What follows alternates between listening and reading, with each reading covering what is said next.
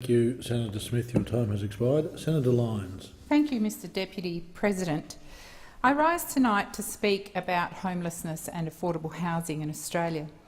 In the lead-up to the election, the Coalition put out a statement on housing affordability and homelessness. Now, let's be clear here. It wasn't a policy, merely a statement from Liberal Party headquarters in response to questions being asked from community and business about what the policy was. The Coalition let the people of Australia down then, and it continues to let down those most in need today. Despite trying to trash Labor's record in rental affordability, affordable housing, a homeless strategy and a peak council on homelessness, this government, the Abbott government, has not lifted one finger to help those most in need, not one finger and not one extra new dollar.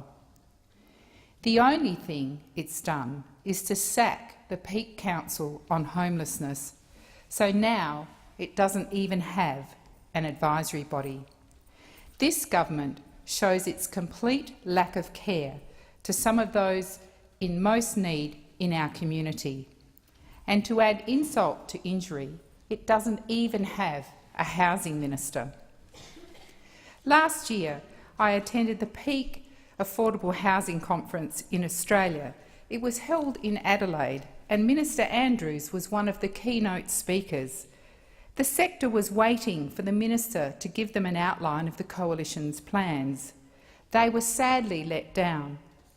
There was no announcement from the new minister other than a vague threat to the sector to use their funding or lose their funding. Nothing since. Not a word from Minister Andrews. Absolutely nothing. No speeches in the Parliament on homelessness, just silence. The only time homelessness and affordable housing has been raised is by the sector, as the funding on the National Partnership Agreement on Homelessness, one of Labor's policies and programs, was due to expire in June of this year. The sector wanted early assurances that the funding was secure beyond June 30. Fair enough. Non-government organisations have commitments, staff to pay and ongoing projects. Finally, after a lot of lobbying and media, they were given a funding commitment for just one more year. This slap in the face from a government who has tried to trash Labor's record and has no record, no policy of its own is utter hypocrisy. This silence on homelessness by the government against a rising tide of homelessness in this country. Let me turn to Western Australia. Recently, I attended the WACOS conference, which had a focus on affordable housing and homelessness. Shelter WA gave a presentation and played a video with a message from a gentleman called Jonathan. It was a brief clip, and Jonathan explained he was homeless, living in his car with his adult son, and Jonathan and his son call Kwinana and Rockingham beaches in the southern suburbs of Perth their home. Jonathan, along with about 50 other families, couples and singles, camp in their car at the beaches each night, and they camp there because at least there are toilets and cold showers. Recently I contacted Jonathan and he told me his story, that he'd coordinated a submission from him and others who found themselves homeless, sleeping in their cars, and that submission was to the Senate inquiry into affordable housing. The submission is number 214 and it's titled South West Australia Homeless People, and I would urge everyone to read it. Let me quote the introductory statement from Jonathan. The Kwinana Jetty once proudly serviced a community for ships and the peacefulness of residents fishing from its structure. With one swift blow, a single incident, it sustained severe storm damage on the 10th of July 2012.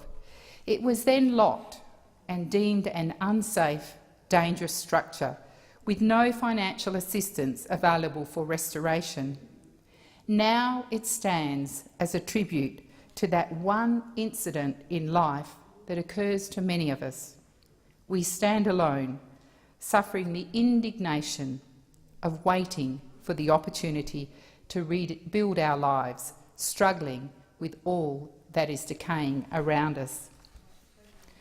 Jonathan and his son had been homeless for 15 months at the time of writing his submission back in March of this year, a period in Darwin where Jonathan had been working as an IT professional and the remainder in Perth, where he moved hoping to find cheaper housing and employment.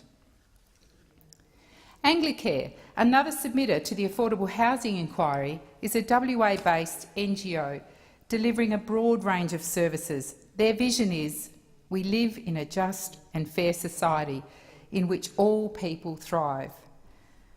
Unfortunately, we are a far cry from that vision, more so since the election of the Abbott government.